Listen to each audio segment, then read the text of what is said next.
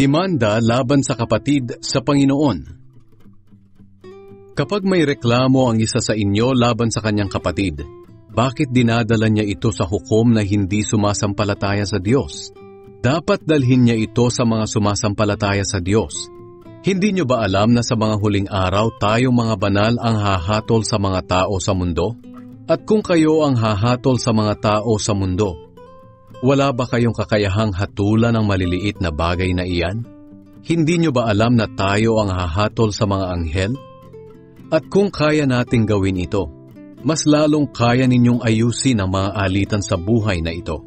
Kaya kung mayroon kayong mga alitan, bakit dinadala pa ninyo ito sa mga taong hindi kinikilala ng iglesia? Mahiya naman kayo. Wala na ba talagang marurunong sa inyo na may kakayahang umayos ng mga alitan ng mga mananampalataya? Ang nangyayari, nagdidemandahan ng mga magkakapatid sa Panginoon at sa harapan pa ng mga hindi mananampalataya. Kayo mismo ang talo sa pagkakaroon ninyo ng mga kaso laban sa isa't isa. Bakit hindi na lang ninyo tiisin ang mga gumagawa ng masama at nandaraya sa inyo?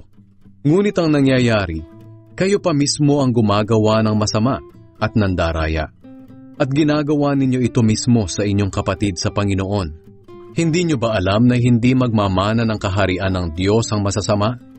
Huwag kayong palilinlang, sapagkat kailanmay hindi magmamana ng kaharian ng Diyos ang mga immoral, sumasamba sa Diyos-Diyosan, nangangalunya, nakikipagrelasyon sa kapwa lalaki o babae, magnanakaw, sakim, lasenggo, mapanlait at mandarambong. At ganyan nga ang ilan sa inyo noon. Ngunit nilinis na kayo sa inyong mga kasalanan, at ibinukod na kayo ng Diyos para maging Kanya. Itinuring na kayong matuwid dahil sa Panginoong Hesukristo at sa Espiritu ng ating Diyos.